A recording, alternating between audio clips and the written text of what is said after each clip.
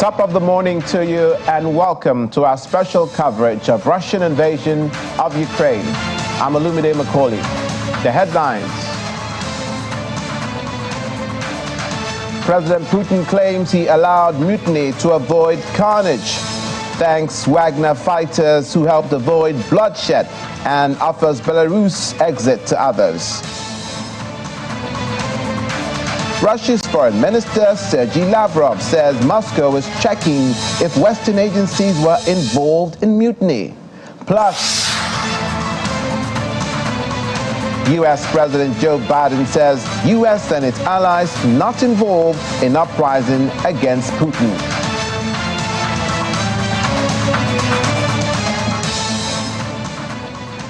Thank you so much for joining us this morning. Russian President Vladimir Putin made a statement to the nation, his nation, about Saturday's aborted armed mutiny in which he thanked Wagner mercenary fighters and commanders who had stood down to avoid bloodshed. Putin said he would honor his promise to allow Wagner fighters relocate to Belarus if they wanted, or to sign a contract with the defense ministry, or simply return to their families. He made no mention of mercenary chief Yevgeny Prigozhin, who led the mutiny.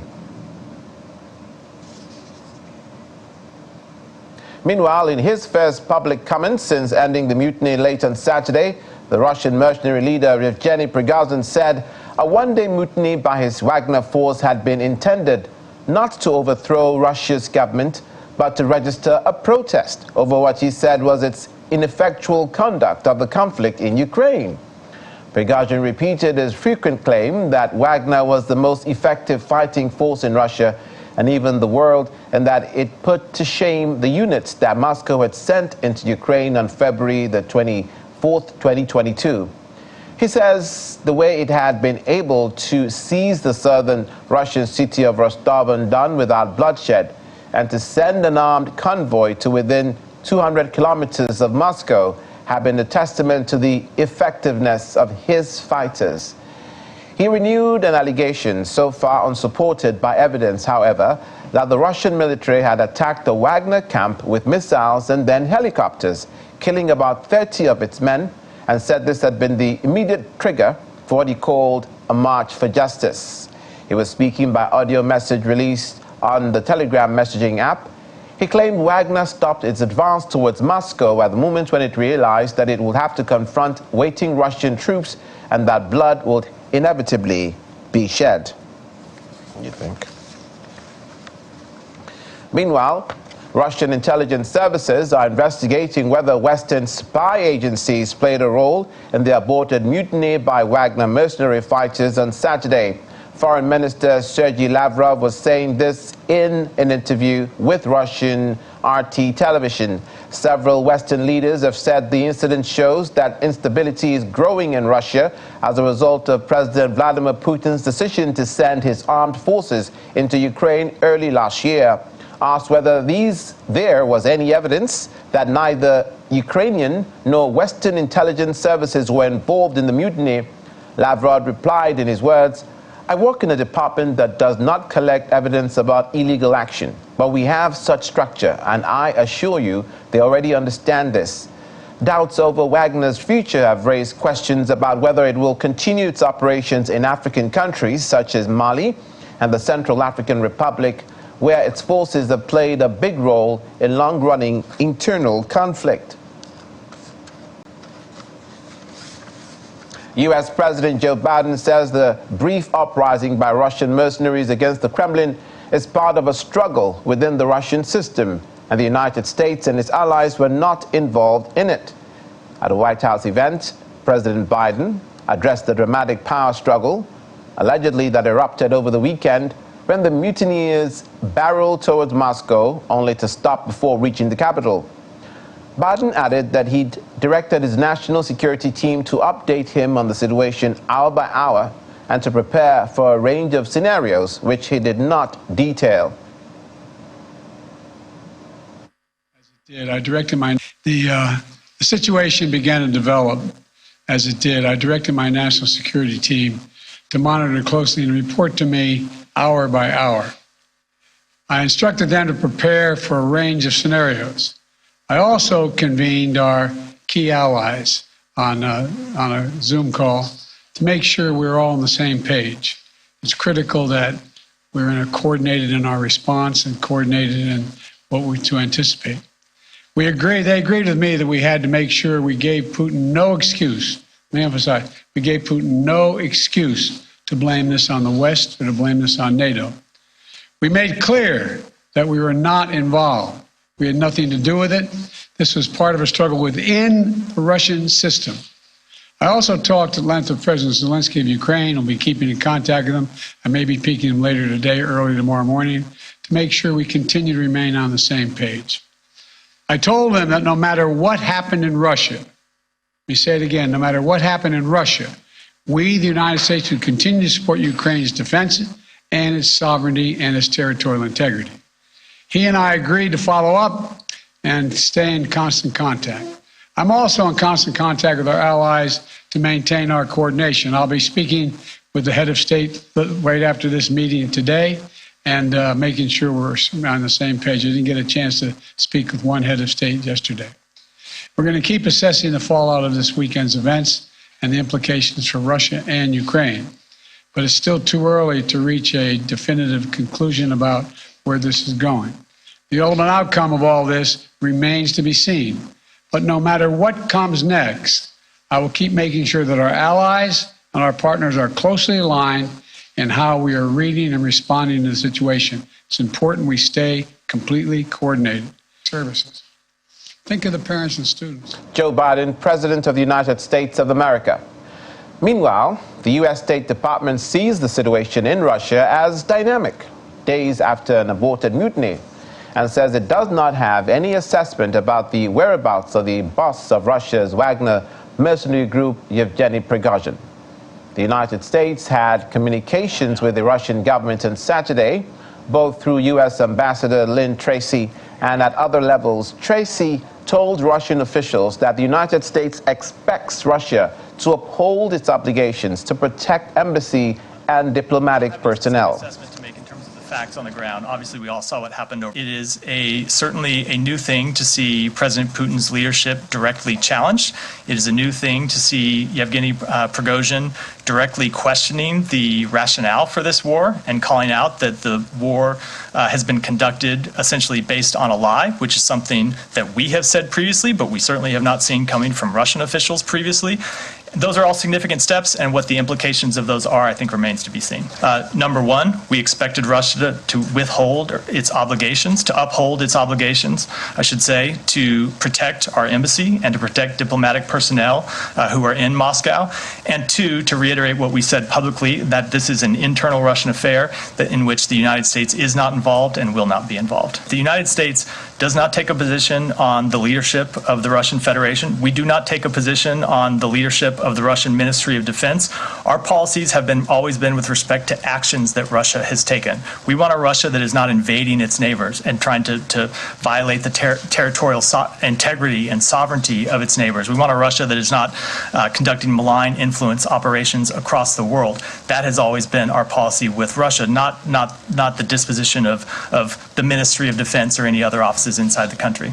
I don't have any specific assessment to make in terms of the facts on the ground. Obviously, we all saw what happened over the weekend. I will say, in our assessment, it remains a dynamic situation. It's unclear what the ultimate implications of what happened will be. You think that Prigozhin is a Russian official?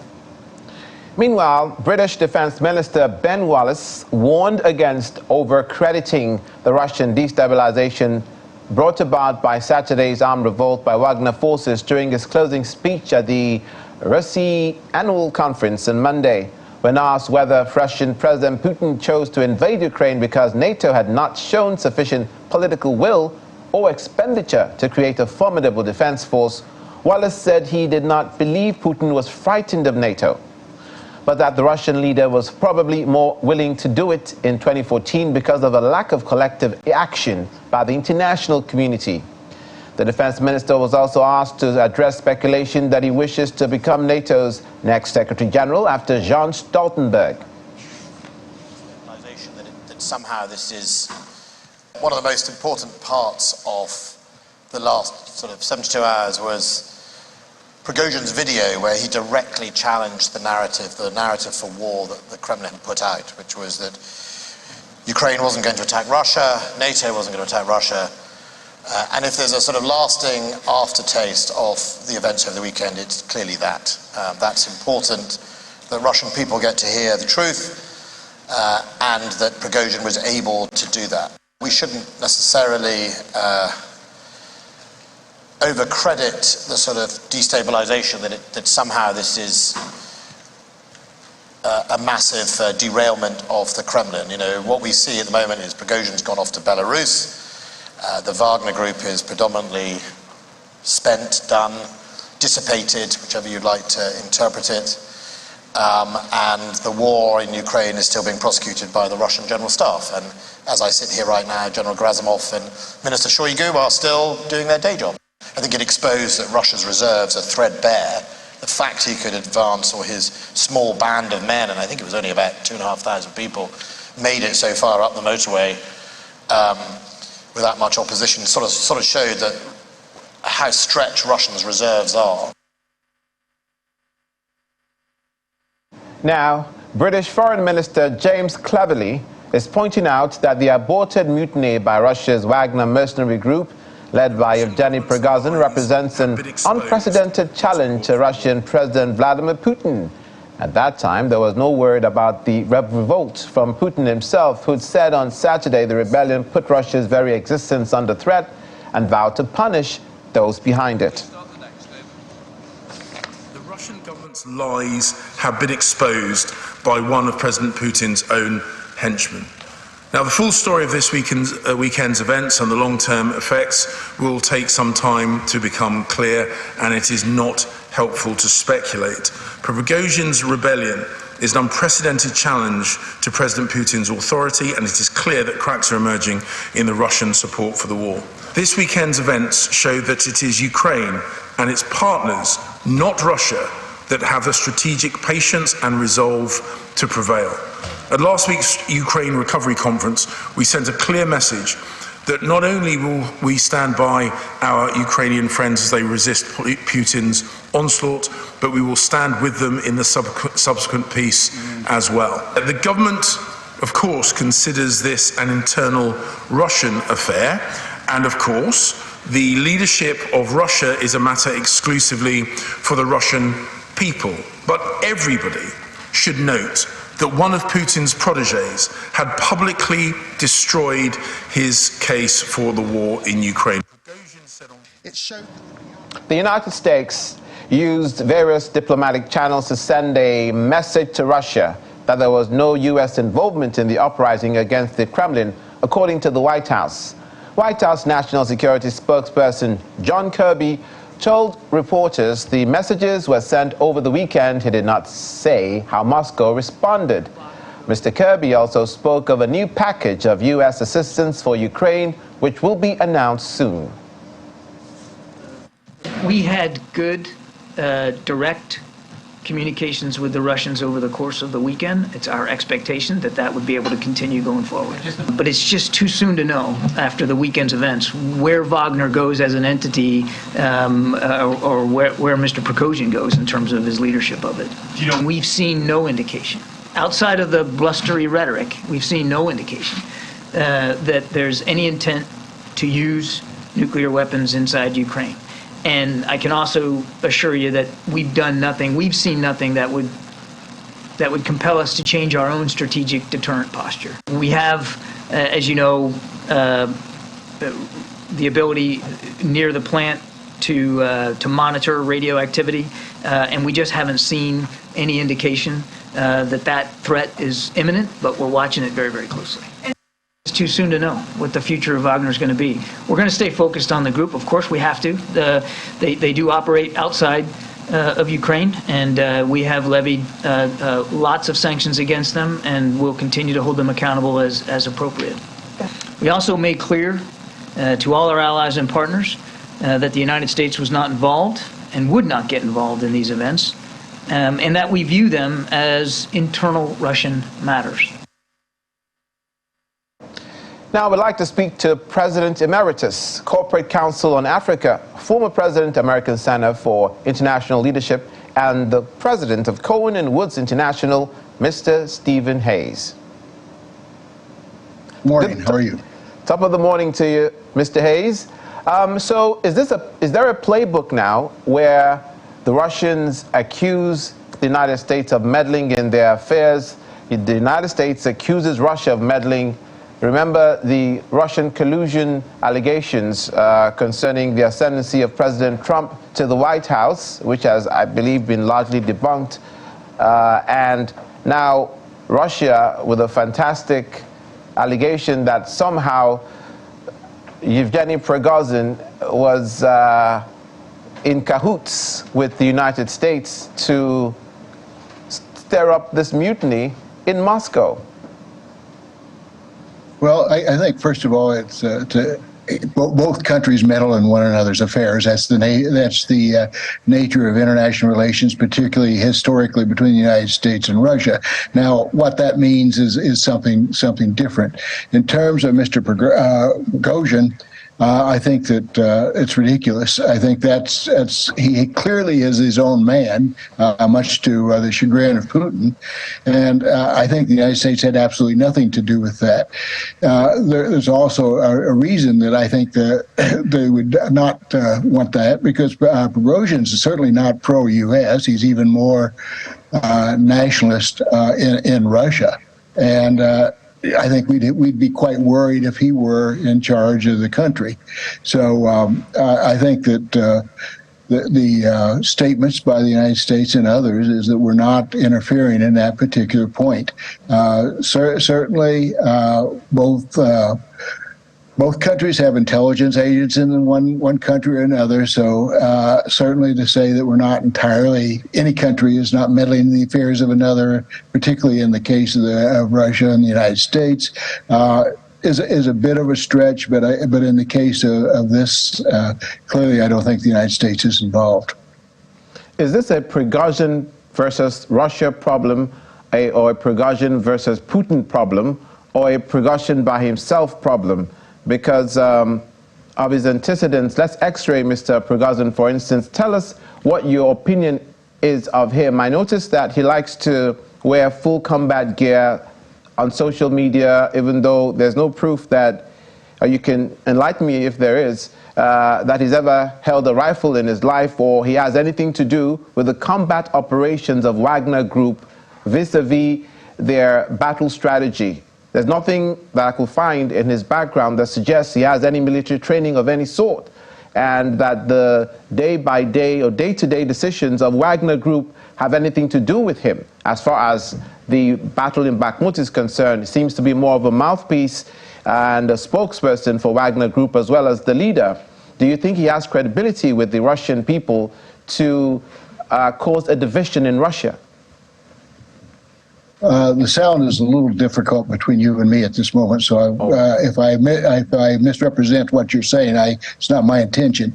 Okay. I think that the Wagner Group has clearly been under the direction, certainly indirectly, of Putin. Because Putin needs the Wagner Group as a way to distance himself from what Russia's interests are in other countries, and I think particularly in Sudan and particularly in the Sahel and in the region, near countries near Nigeria.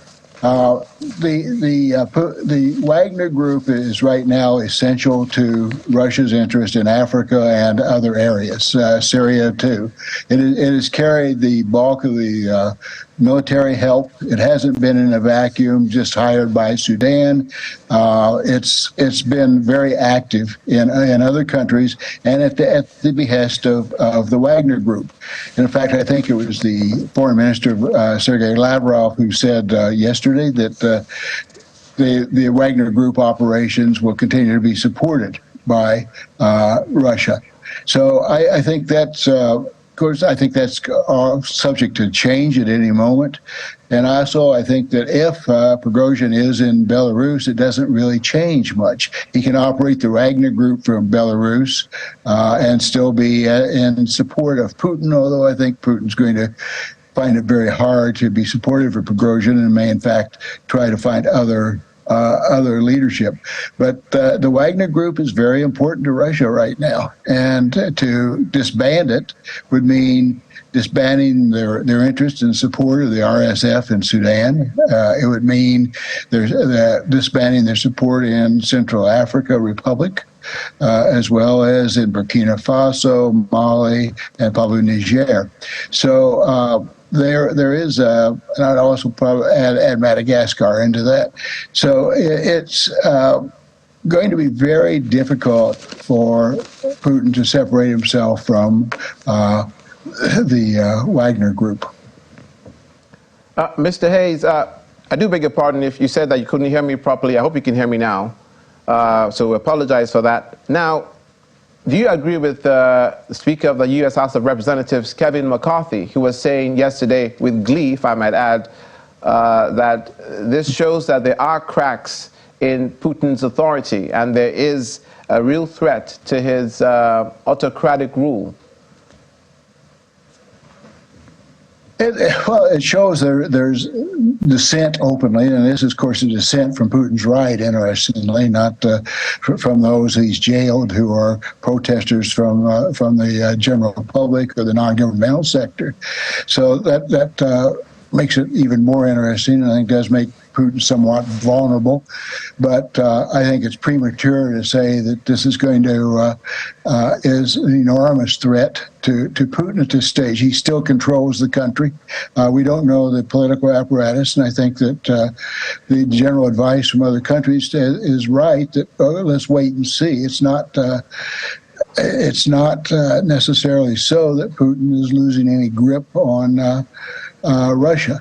It's just, I think, far too early to make those statements. As far as Mr. McCarthy, I think also, we would, in fairness, we'd say that there's cracks in the system in the United States thanks to some of his own party. So it's there's no unified country in the world right now. I think there's just all kinds of dissent, populist changes, and so forth. But in regard to the war, yeah, this certainly raises a lot of questions on the Russian side. The question I was asking that you didn't hear properly because of the audio was the person of Prigozhin himself, that he's a man that has no combat experience as far as we know, and no military training as far as we know, and that he has nothing to do with the day-to-day runnings of the Wagner Group, militarily speaking, as far as strategy is concerned, but he seems to be the mouthpiece. Does he have, in your view, I know you can't speak for the Russian people, credibility with the Russian people who know of his felonious past? Well, for someone with no military experience, and take that as a fact, he's done a remarkable job with the Wagner Group, particularly in Ukraine. He's certainly been there on site.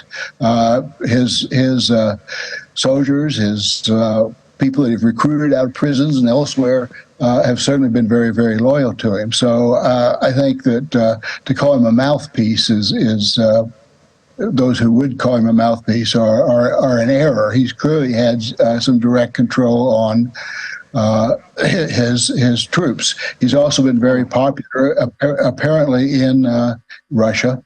And so I think that that also presents a problem for Putin. What does he do now with Prigozhin?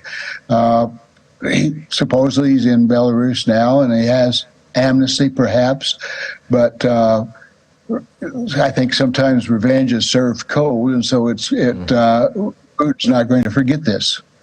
Indeed. Finally, where does this leave the counteroffensive? You think the Ukrainians are the better for it, or it doesn't make any difference? They have recorded an advance, according to them, taking one more village, I believe. One village is not, it's not an overwhelming victory. And we don't know the circumstances and where, and I think the facts on that are still to be seen. I think that the dam that was blown up has certainly actually made that the advance by the Ukrainians far more difficult. And so I think, though, you're right in what if I get the implications right, I think you're right that there needs to be now some significant progress on the counteroffensive. The Russians are dug in very well. They've built a whole trench warfare system that's going to be hard to overcome. And so I think that, and I've said consistently that by October we'll know sort of the course of the war, I think, and I think now especially so, because it's really important that he show some significant progress over the next 2 to 3 months. I don't think you're going to see any overwhelming movie ending where everybody just rushes in and one side or the other becomes victors. But I think it's going to be very difficult. But there needs to be significant progress from Ukraine now, especially at this particular time because of what Prigozhin has done. So we'll see. Thanks so much for your time, Mr. Hayes. I would have loved to ask you about the Hunter Biden situation in the United States, but that's a different kettle of fish. Thank you for your time, Mr. Stephen Hayes, the President, Cohen & Woods International. Thank you, and I look forward to that discussion. Thank you. Good night. Indeed. It's an honor. When we return, standing with Russia. Beijing affirms China's support for Russia in maintaining national stability after short-lived mutiny. Details in a moment. Please stay with us.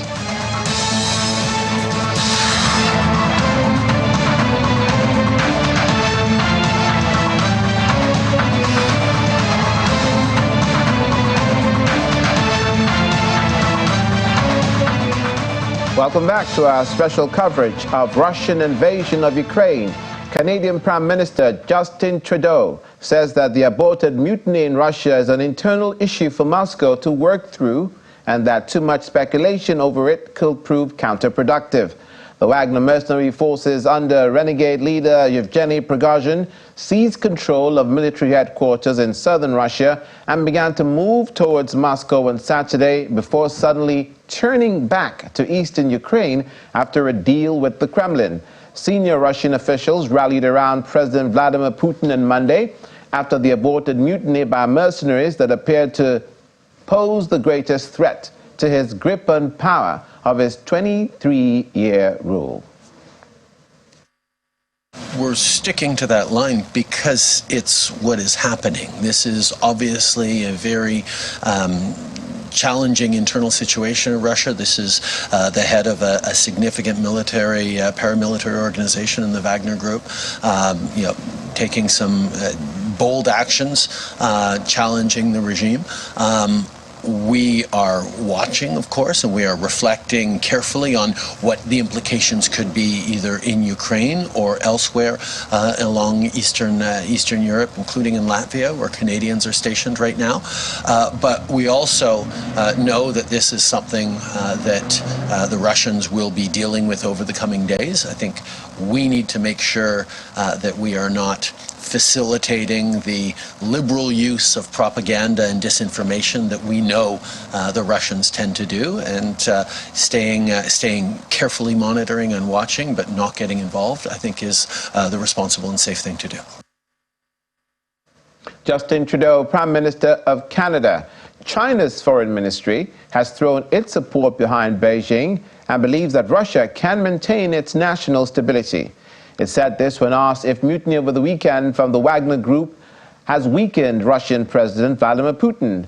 Mao added that she'd no details to offer when asked about a phone call between President Putin and his Chinese counterpart Xi Jinping over the weekend. Russia sought to restore calm on Monday after a mutiny by the powerful Wagner Group was aborted over the weekend with no apparent penalties for the perpetrators or their leader, while Western allies assess how President Putin might reassert authority and what it could mean for the war in Ukraine. The Polish Prime Minister Mateusz Morawiecki visited soldiers and border guards on the eastern border with Belarus on Sunday, a day after the aborted mutiny by Russia's Wagner mercenary group and the announcement that the Wagner commander Yevgeny Prigozhin was to move to Belarus. Speaking by the fence in Krinky, built last year on the border with Belarus to curb the flow of illegal immigrants, He said Belarusian and Russian leaders could do strange things, and Poland had seen such strange actions in 2021. In late 2021, the Belarusian President Alexander Lukashenko was accused by the European Union of orchestrating the influx of migrants to pressure it to support, or rather to back down, over sanctions slapped on his government. Nearly 40,000 people from the Middle East, Afghanistan and Africa tried to illegally breach the border from Belarus. He says that Poland is much safer as a member of NATO. In other events, Sweden and Turkey will convene a high-level meeting in Brussels on the possible accession of Sweden to NATO before the alliance's July summit in Vilnius. NATO Secretary General Jens Stoltenberg aims to make progress in completing Sweden's accession to NATO. Germany's Defense Minister Boris Pistorius said Berlin was ready to station a robust army brigade in Lithuania permanently in coordination with NATO defense planning as long as the required infrastructure was in place. Secretary General, first of all, the accession of Finland and Sweden to NATO will further strengthen Baltic security. I spoke yesterday to President Erdogan and I am also in contact with the Swedish and the Finnish government, and we agreed to convene a high-level meeting in Brussels before the summit. This meeting will include foreign ministers, heads of intelligence and national security advisors. The aim is to make progress in completing Sweden's accession to NATO. Now we are talking about air defense systems provided during the NATO summit and shortly afterwards. We are talking about air defense systems on a rotational basis after the Vilnius summit.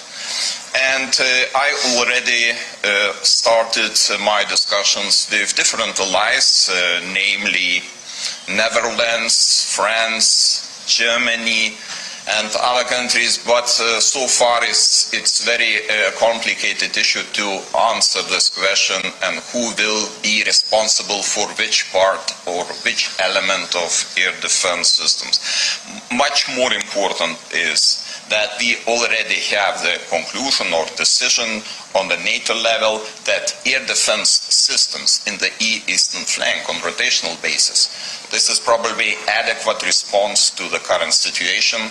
We are willing to contribute our part to protect it, and that means precisely Germany is ready to deploy a robust brigade in Lithuania on a permanent basis, provided that adequate infrastructure, for example barracks, exercise infrastructure, ammunition depots are given, and that SACEUR, of course, maintains the flexibility needed according NATO planning. This is very crucial too.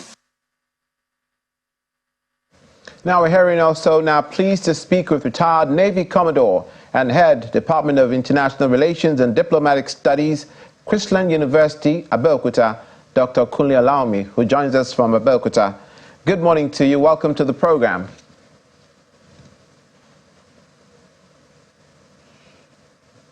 Good morning and welcome. Thank you for having me. I'm happy to have you because we can have the best of both worlds in your case, with your military background and your expertise in international diplomacy. I was confused when Prigozhin said that because of the ineffectiveness of the Russian military, he was staging this march to Moscow. Was that the best way of getting any sort of reaction from the Russian government? Was that the best way to get any sort of reaction from the world, to put soldiers in a battle column and take over the headquarters of a military command for the, as described, Russian military operation? So, and we also know that he's an ally of Putin. Can't he get him on the phone? Does he not have any relations with Shoigu and other commanders in the Russian army? Why he chooses to do this in such a public way and make a spectacle of the situation? What are your thoughts? Thank you. That's a great question. This is history in the making. From the time of the Peloponnesian Wars to the 100 Years' Wars to First World War, Second World War, deception has always been part of warfare. I take exception to some of the analysis I've seen, other foreign, local. If you want to look at it on the face value, yeah, maybe that may be the best way to get attention. But beyond that, I'm seeing this as a grand deception plan by Putin. Putin is a master of deception and strategy. And I look at this from the military perspective. You know, I planned operations, I planned wars, and anytime I do that, I always impute the deception plan. I'm looking at this, that this is a deception plan, and it's very easy for people to just look at it as an advantage for that's Ukraine. It's not the advantage. The planners and the NATO forces should take a second look at what happened about 72 hours ago. I don't see it as real. I think it's a deception. It's a grand deception. I know that the best way to overcome the pressure at the Donbass region is to open another flank. And I think that flank is going to be opened from the Belarus region. And if you ask the Wagner leaders to move to Belarus, I believe that men will also follow. And I think it's easier to capture Kiev through Belarus because it's closer. I think this is what Putin is trying to do. And you can see everybody just follow the bandwagon that Wagner is trying to overthrow Putin, or is trying to conduct a mutiny against the Federation. There's no way he can succeed.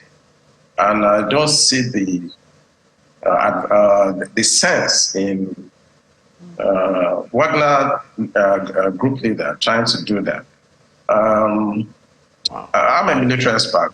I went to United States Naval War College, and I know that some of these things in warfare, you have to have a very deep look at events. Putin is not that stupid to pretend he does not know that Wagner was planning to do what they did. If the CIA could pick all those initiatives, before he started, I don't see why the KGB or the GRU would not know that Wagner was planning what he did. It's not like a surprise. And you can see that there was very minimal damage during that move. Some of the casualty recorded are something that can be accommodated. I don't think that what we are seeing and what we are analyzing is the truth.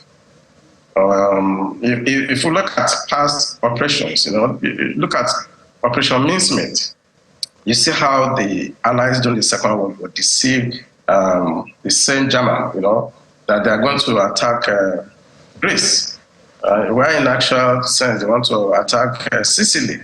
So these are things that happen during operations, and people should not be carried away by the immediate on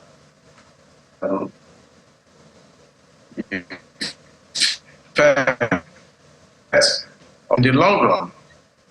Even though happen, but I can see through the deception that Russia is trying to do.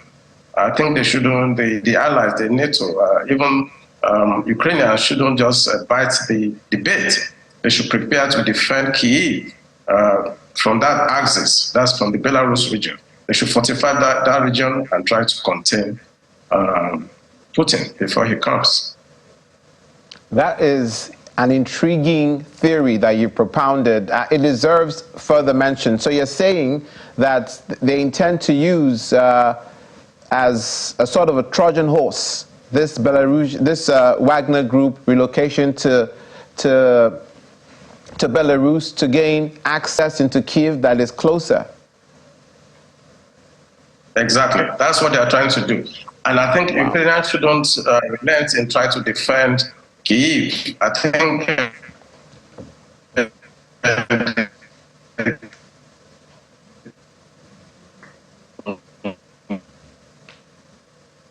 the next few, you know what that means? That means that the 80% of Ukrainian effort is in the eastern region, trying to take some part of the Donbass. And by the time they look back, they see that the Russian troops are already in Kyiv. So what are they going to do? They are going to be in disarray. So I know that if I were Putin, that's exactly what I would do. The pressure is too much on the eastern flank, and all the assets, logistics, everything is in the eastern flank right now. So why should I continue to be bogged down in an accusation war? What I will do is to open another front and operate behind the enemy lines. That's what he's going to do, and you will see it in a few weeks.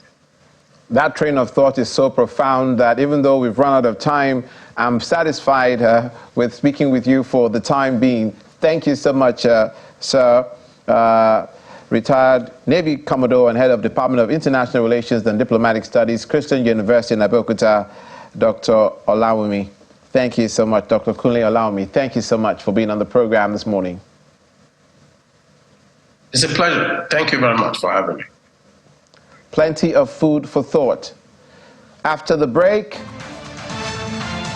ammunition-aided building. Now, Ukrainian villager uses Russian ammunition boxes to rebuild his destroyed house. Details in a moment.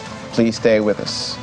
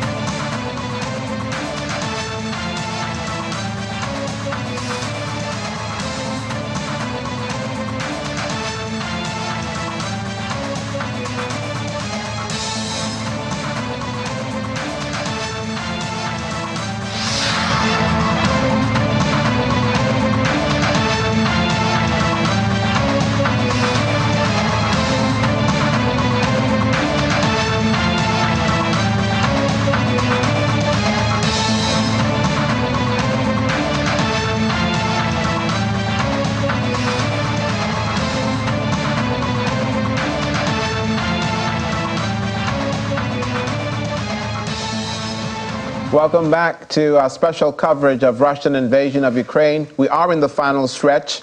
Russia's defense ministry has announced it's conducting tactical jet exercises over the Baltic Sea with the main goal of testing its readiness to perform combat and special task operations. Now, footage released by Russia's defense ministry shows the Su-27 fighters taxiing and then taking off from an unidentified location.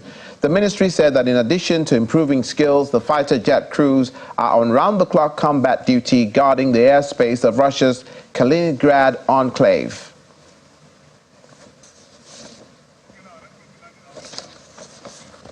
Now we have the benefit of Laddie Williams, our business correspondent's presence in the studio to give us some more information on how the world of business is affected by the war in Ukraine. Yep.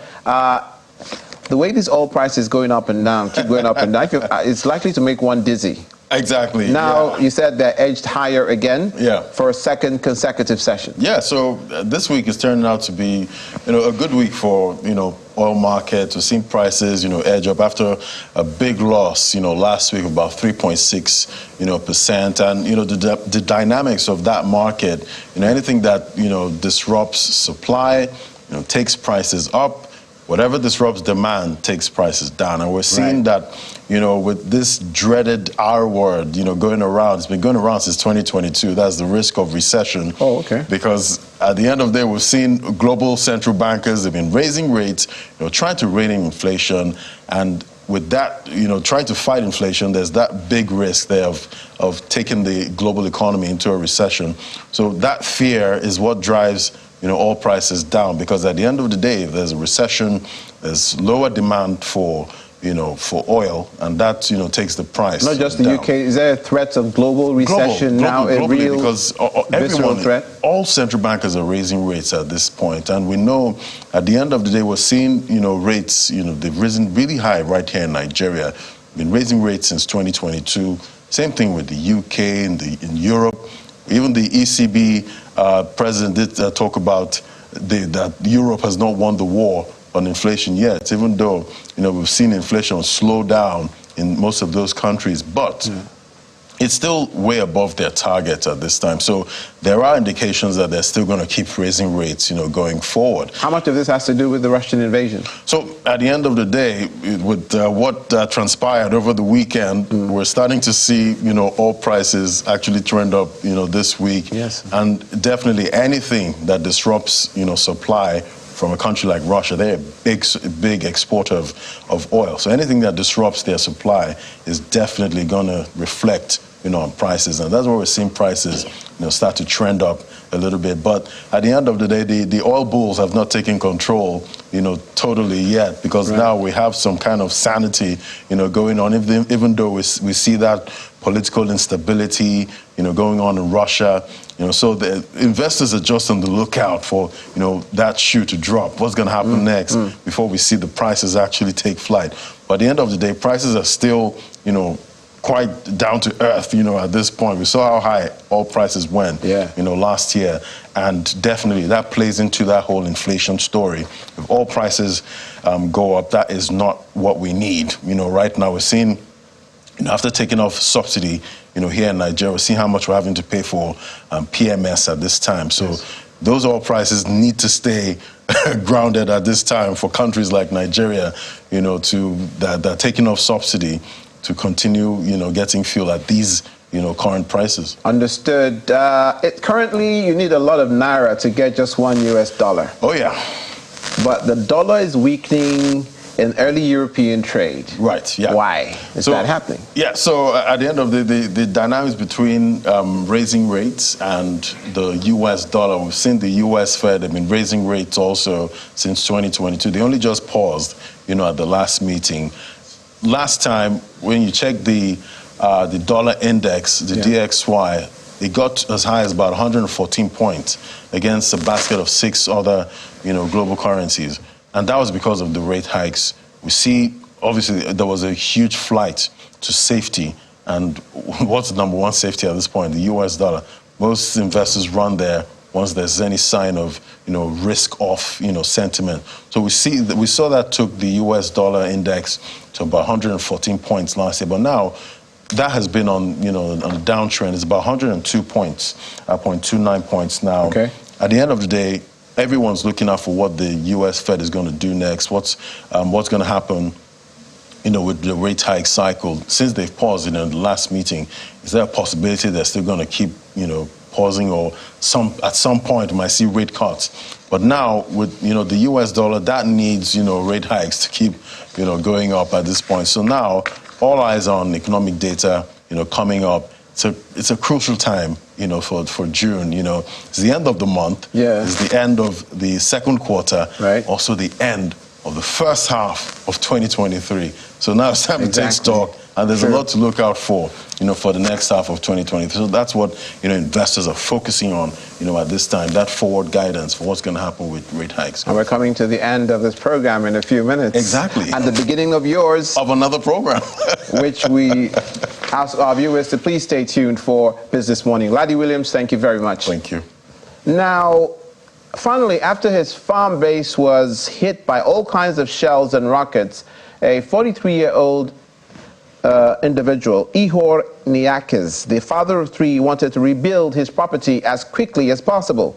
He says to build the house with cement will have taken much longer, so he used Russian ammunition boxes left behind by retreating Russian troops last autumn. Ihor explained that once the Russian troops retreated from the Kharkiv region, he went to check on their former defense positions. He's a farmer, and he says the boxes were so well made on their inside, they're very tough to dismantle. He treated them with something to make the wood hard, the Russians, that is. Even 2 Russian Oregon cluster bomb rockets have become part of his weapon recycling collection. While using the boxes to build a small apartment on his farm base, the rockets will serve the farmer as tomato trellis. And that's it for today's special coverage of Russian invasion of Ukraine. Thank you for watching. Thanks to our guests for participating and all our producers. I'm Olumide Macaulay.